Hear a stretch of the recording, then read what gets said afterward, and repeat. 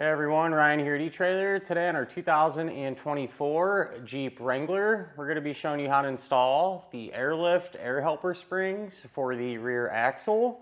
But before we do that, let's take a minute, we'll check these out and make sure they're going to be right for you. Chances are pretty good if you're watching this right now, you have realized either with a Jeep you just got or in the past that sometimes when you're towing or hauling heavy stuff around, you could use a little bit of extra help, at least the suspension can here at the back. And that's because these Jeeps have good suspensions, they have a lot of travel and everything for off-roading and stuff like that, but they're not really super stout, if you will, and handle a lot of weight. And that's where a suspension enhancement like this airbag can really come into play there. So these are going to go inside of your factory coil springs, and when you inflate them, they're going to help provide some additional stability. These are really going to help out with preventing your Jeep from squatting down, when you got a heavy load you're hauling, or maybe you got a big aftermarket cargo carrier or something. You can adjust these and get your Jeep riding level again. And they're going to help out more or less all the time too, because these are always going to be engaged, right? As compared to some of the other suspension enhancements, a lot of the other ones will replace or mimic your factory John's bumper, which is this here. And the factory one, what this is going to do is just prevent your suspension from bottoming out more or less. The upgraded versions are bigger, and they'll come in contact whenever you need it, right? Whenever it's loaded down. But the drawback to those is they're not adjustable. You kind of get what you get. As to, with the air spring, you can go from 5 up to 35 pounds of air and really dial in and fine tune how you want your Jeep to handle and perform. Which brings me to my next point. It is recommended that you always keep 5 pounds of air in these, just so there's something in there, and you don't damage the airbag or anything along those lines. So a little bit of maintenance involved, to check on those every now and again and make sure you got that minimum pressure if you're not going to be towing or anything like that for a while. To help with maintenance or adjusting the bags on the fly, you could always use an onboard compressor. I like the airlift, the easy mount ones. You have a lot of good luck with them. They're wireless, but you got to be careful if you use something like that, because a lot of those compressors can, they're good for 100 psi, sometimes even more. And being that these are only capable of handling 35 pounds of air, that's something you're going to have to pay attention to. And if you set it at 50 on accident, you could potentially damage your bag. But that's totally your call. If you are looking for maybe a happy medium there, you could always use something like this. This is a Viair. It's a little portable compressor, and it's slow. It's not going to pump these bags up super fast, but it's something you can keep in your Jeep, use it to fill them up, and these is just good to have around too. If you find yourself in a pinch, you need to air up a tire or something, you kind of get more than one use out of this. There's a couple different ways you can set up your inflation valves here. So with these, this is where you would inflate the bags. And so how we have it set up today is this one controls just the driver's side bag. This one controls just the passenger side bag. So, if you have off-center loads or anything like that, this would be a good solution. The kit does come with the T-fitting, which allow you to tie these lines or the two bags in together and have one valve. That way, if you put 30 pounds of air in, it's going to go to both bags, and they're both going to be set like that. But one of the things that you can potentially run into is when you're making turns and stuff like that, you might get a little bit of body roll as the air will go from one bag to the other a little bit. Just something people have pointed out before, but entirely up to you. And it's not a big deal to change either. If you set it up with one and don't like it, you make a couple of quick cuts, take that T out, and you can set it up with both of the valves. So a couple options there, and and use whatever you like the best. Being that there's so many different submodels of these Jeeps, and you know the suspension's all a little bit different, these are going to work with pretty much all of them out there. In the kit, they give you different size spacer blocks, and they're pretty clear on what ones to use with what particular submodels.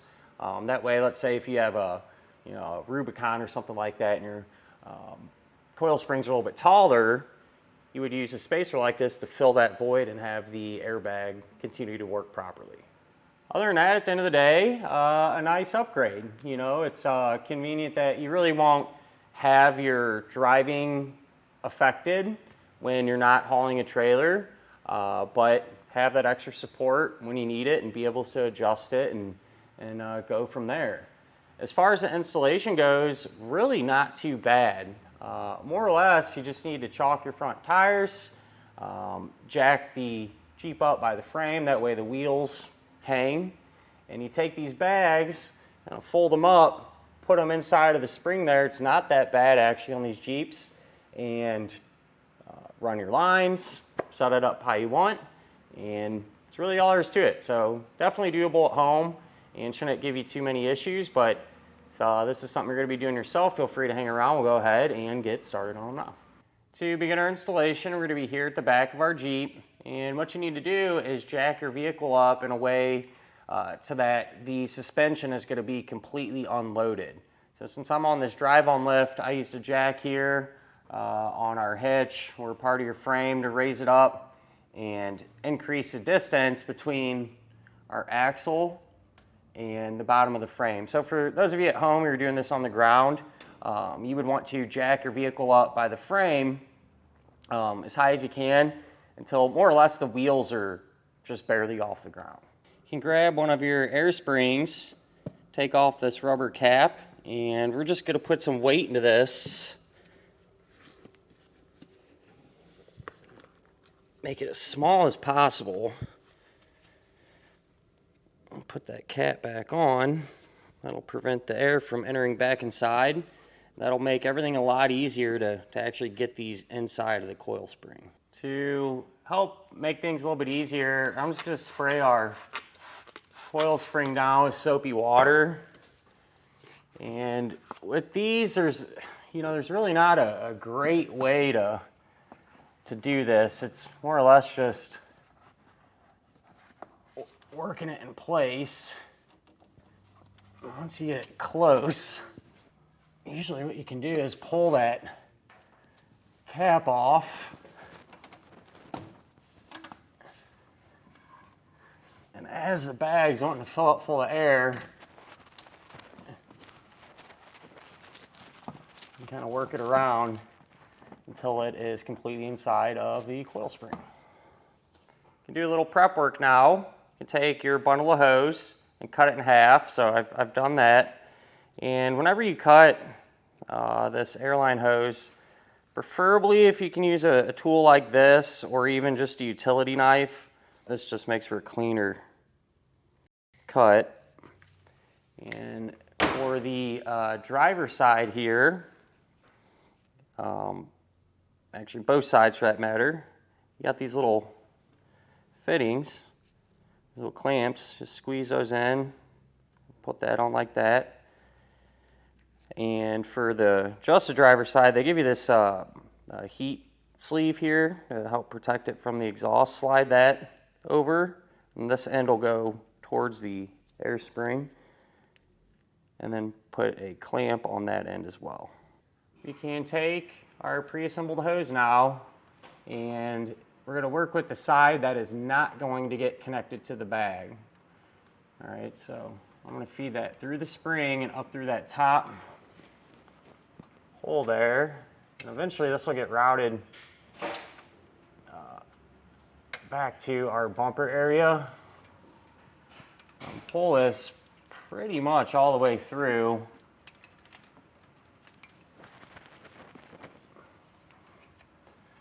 All right, and then depending on your submodel, the kit's going to come with a handful of these spacers. Like I said, depending on your submodel, that's going to determine which ones you're going to use. So reference the instructions. It's pretty clear what they want you to do. Our model, we're using this red one. So I'm going to slide the airline hose through that. And then as far as the fitting on top of the bag that we pulled that plug from, that's going to slide over it and we'll put the clamp on it.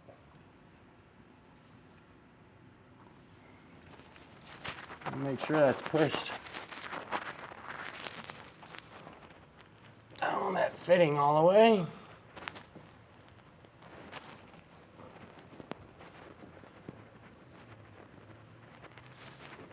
And place the clamp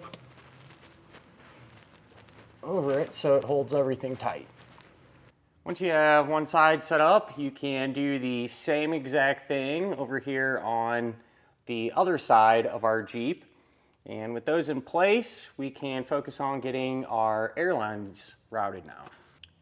We'll start over here on the driver's side with our airline tubing. So it comes up and out, and since the exhaust is primarily over on this side, I wanted to do our best to keep away from those hot parts, and same's gonna hold true with any moving parts. So I actually just pushed the airline tube, there's a hole here in the frame, and pushed it through there towards the back. Then I used probably 6 or 8 inches of wire loom just to put it over it for a layer of protection so it ain't rubbing up on that metal. You can grab that separately if you don't have any. Rein it back, and it's going to come out this hole. This factory hole. Again, I put more wire loom on it, and I ran it over here to our bracket that we have fixed up. So there's several different ways you can mount these up, kind of get creative. What I did, I used what's called a no drill short bracket, and so that's going to clamp to this beam, and then I used a 4-way flat trailer connector bracket actually, flipped it, use the other side of it, bolted it up to that bracket, and was able to push our inflation valves through there. So your inflation valves, you put some hardware on the back, put them through, tighten them down. Really nothing to it. And for our hose, when you go to connect it, it's going to work the same way that the connection at our air spring did. You just push it over the fitting, take your clamp, slide it on there. On the passenger side, I didn't go through the frame. I just took our tubing and routed it up along through here. We had some factory wiring that I followed. And so I got it as high as possible over our exhaust and away from it. And it comes around here and follows this factory wiring. Loops down where we have it hooked up to our inflation valve. What we need to do now on the driver's side, since our exhaust pipe kind of gets somewhat close to the air spring, they give you this heat shield, and you can move this around and bend it how you need to. It's kind of in an odd position. So, just check for any clearance issues or anything. But the way this will work, say my arm's the exhaust pipe. This will go on there like that. And then these clamps will go around the exhaust pipe and on there like that. And then you can tighten these down, and that'll keep it secure and just help prevent all that excessive heat from getting onto the bag. So it's pretty tight in here. You want to lower the vehicle down to close that gap in our suspension to make sure we're getting this in the right spot. We don't bolt this up and then lower the Jeep down and realize it's going to hit or something. So do that. And with it being so tight, I'll just get this clamped on and show you how it turned out. Here's how the heat shield turned out. More or less, you bend it how you need it. Run them clamps on there tight. And just make sure, that you got enough clearance everywhere where this isn't going to rattle. If you hit a bump or something, you don't want this to rattle and make noise. So bend it how you need to, and even if you don't get it just right, if it rattles a little bit or anything, later on you can always come back down here and reposition it if you need to. With everything hooked up, we can check for any leaks So I'm going to put about 25, 30 pounds of air in each bag and go from there. Checking for leaks is pretty simple. You can listen. Usually if you have a big leak, it's pretty obvious. You hear it hissing. Sometimes though you might have a minor leak, and so you want to come back and spray down all of your connection points and your fittings, only back here, but where we made it at the air spring too, with soapy water. And what you're looking for, if you see bubbles continuously and rapidly forming, you know you got a leak.